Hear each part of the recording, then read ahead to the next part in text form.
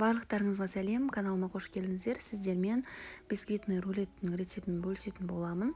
Өте оңай дайындалады және де видеода көріп тұрғандарыңыздай өте жұмсақ болып шығады. Міндетті түрде мен рецептіме жасап қараңыздар. Өкінбейсіздер және де видеоның соңына дейін қарап, өз пікірлеріңізді қалдыруды және де каналыма тіркеліп, басқа да рецепттерді қарап шығуды ұмытпаңыздар. Ең алдымен ыдысымызға жұмыртқаларымызды салып аламыз.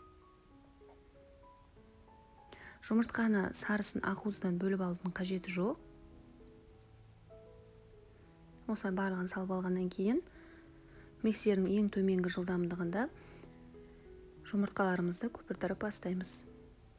1-2 минут шамасында көпіртіргеннен кейін үстіне қантымызды аз-аздан қоса отыра көпіртіруді жалғастырамыз. Қантты бірден салып жібермеңіздер. Масса көтерілмей немесе сұйық болып қалуы мүмкін, сондықтан аз-аздан салғандарыңыз жөн. Мінекей осылай 5-6 минут шамасында көпіртіргеннен кейін масса осындай қою массаға келеді. Сол кезде тоқтатып үстінен ұнның үстіне какаомызды және разрыхлителімізді салып, оны да 2 немесе 3 бөлікке бөліп жұмыртқаның үстіне салатын боламыз. Бірден салып жіберетін болсаңыздар, жұмыртқа отырып қалуы мүмкін, сондықтан аз-аздан бөліп отырып салыңыздар. Мінекей осылай салғаннан кейін астынан үстіне қарай лопатаның көмегімен араластырып, біркелкі массаға келтіріп аласыздар.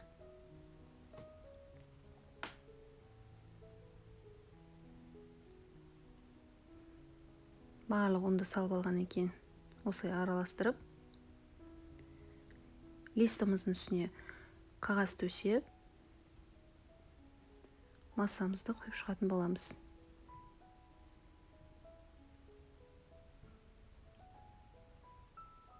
Осылай барлығын салып алғаннан кейін массаны тегістеп жағып шығасыздар, барлық жағына бірдей етіп.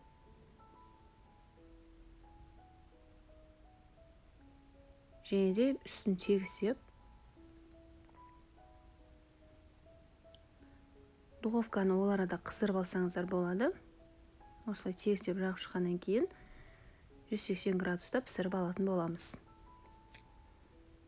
Мінекей, біздің рулет дайын болды. Осылай жұмсақ болып шығады, жақсы көтеріледі. Енді ішіндегі салмасын дайындайтын боламыз. Ішіндегі салмасына мен мұнда творожный сыр, қант ұнтағы және де сливки пайдаландым. Сіздер өз қалауларыңызға қарай қалаған кремдеріңізді пайдалансаңыздар болады. Осылай барлығын салып алғаннан кейін миксердің көмегімен араластырып аламыз. Және де суыған рулетіміздің үстіне теңдей етіп жағып шығатын боламыз.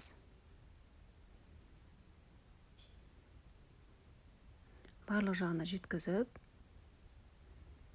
жағып шыққаннан кейін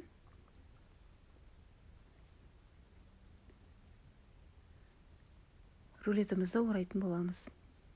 Рулетті осылай видеода көріп тұрғандарыңыздай тығыздау орап бастаңыздар, сол кезде ортасы ашылмайды. Әдемі болып шығады. Мінекей осылай тығыздау етіп ораңыздар.